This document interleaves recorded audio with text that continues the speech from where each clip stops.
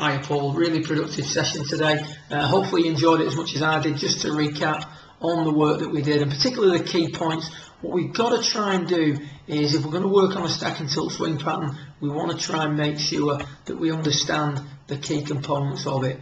One key component, and how it applies to you, is developing this idea of stabilising everything on the way back. What we're trying to create is, during the takeaway, get that right hip working a little bit higher. That in turn is going to allow you to stay centered much more naturally. What I'm seeing here on the bottom right is a guy who's doing a pretty good job of staying centered, but it looks hard work. It looks a little bit contrived at this point here. The hips tend to be just a touch too level, and as a result we're tilting over with the upper body a little bit too much, rather than what we see here with Charlie Wee, and that is a nice up and down position with the upper body, and the centered backswing is a result of working the lower body much better. So again, if we work on that takeaway, let's try and get that right hip a little bit higher in the early part of your golf swing. And then from that centre position, what we want to try and develop now is that feeling that, like we see here with Charlie Wee, the lower body is going to continue to move forward. The minute we stop moving forward in the downswing, we're going to start to rotate too quickly, and whenever we rotate too quickly, we're going to whip across the golf ball, swinging quickly to the left.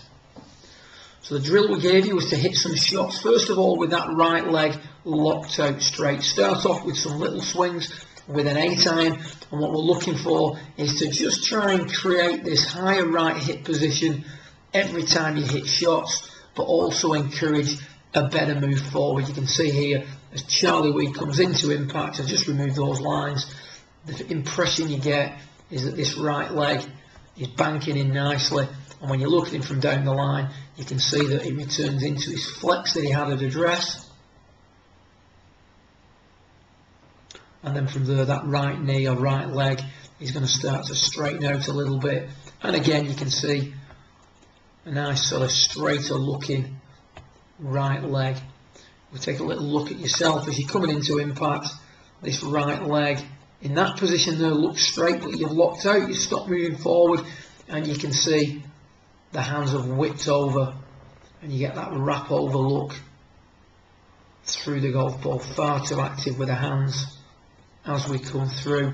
And if we look at you from down the line, you can see what happens as you're coming into the golf ball. You start to move forward nicely, then everything sort of locks up, hands whip over, club starts to exit very low, but very low with a lot of face rotation, so that can lead to push cuts and also quick hooks to the left, also catching the ball a little bit heavy.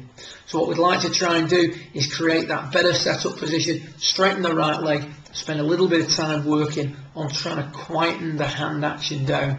And we spoke quite at length about maintaining this position here that you see Charlie Wee in, right forearm and shaft leaning forward, and we don't want any sort of breaking down of that through the hitting area.